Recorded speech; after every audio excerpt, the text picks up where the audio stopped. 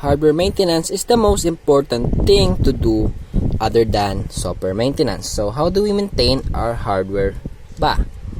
So the basic way to do it is by cleaning yung mismong system unit natin. So the first step we need to do is to unplug all cables na nakakonect sa peripheral connectors here sa back.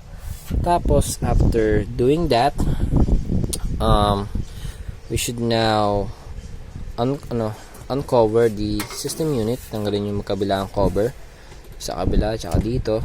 Tapos i-press and hold itong power button ng system unit for about 30 seconds I think. And let's say na nagawa na natin ng 30 seconds yun. And after that, unplug nyo na yung cables na nakakonect sa motherboard. Yung SATA cable, yung ATX cable, yung power cable, yung front panel connectors cable, yung video card nyo, let's say, kung meron. Tapos yung audio cable. So, notice nga pala na this system unit right here is dead na. Wala na siyang beep, wala na siyang display, kahit anong any live signals na binibigay or nilalabas sa desktop or sa monitor. Kaya yun, kaya ganito yung itsura niya. Okay, so yun, let's say na natanggal nyo lahat ng cables na nakakonect sa motherboard. Tanggalin nyo muna yung RAM. Yan, tanggalin nyo muna itong dalawang RAM na to. Yan.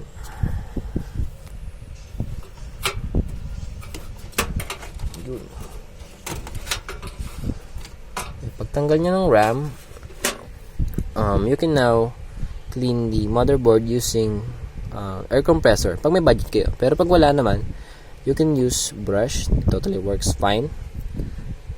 Basta don't brush it too hard sa inyong motherboard kasi it may damage the components na nakasolder dito. O yun. And after that, tapos nyo na i-brush. Tapos babalik nyo na yung heatsink. Make sure na may thermal paste kayong stock sa bahay kasi naka-thermal paste yan sa baba. Doon. Tapos yung thermal paste nyo na. Tapos yung fan, pati yan, i-clean nyo using brush or air compressor pag may budget. Tapos yun. And after that, yung pag-clean naman ng RAM, kailangan mo dito ng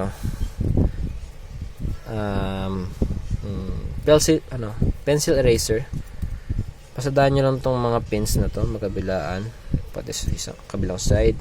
Tapos, yung pagkabit nito, kailangan yung bungin na to ay nakatapat sa ngipin dito sa port. Connect ko muna. Ang hirap pag walang cameraman. Ay, hindi ko makita. Ayun, yun. Ayun. Ayan. Connected na. Para mag-lock, i-press nyo yung gitnang part ng RAM. Ayan. Tapos kailangan may click kayo marinig. Pag wala, pwede nyo isa-isahin. Pwede dito sa kabilang side muna. Lang hirap. Hindi kita kasi sa cam. Ayan. Ito. Press nyo muna yung dulo. Tapos press nyo tong white lock na to. Tapos mag-click yun. It indicates na nakalock na siya sa kabilang side. Sa kabila rin ganun. Yeah. So yun. And after nun, assemble nyo na yung mga cables. Tapos tanggalin nyo yung mga alikabok na nasa taas, sa side. Tapos ayusin nyo yung cable management nyo. And yun, goods na yun. Tapos pag di siya nag-on, pag di nag-on yung PC, pero yung display rather, pag di nag-on yung monitor, pero may ilaw yung mouse and yung system unit, ibig sabihin nun, yung CMOS nyo is lobat na. So, part rin yun ng pag-maintain ng hardware, kailangan yung palitan yung CMOS nyo, let's say, yearly, ganon.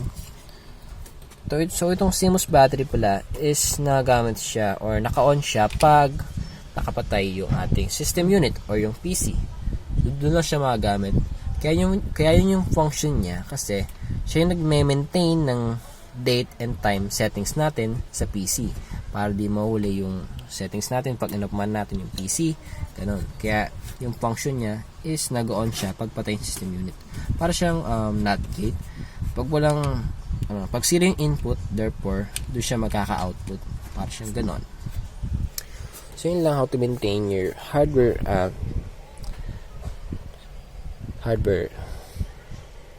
basta hardware yun eh.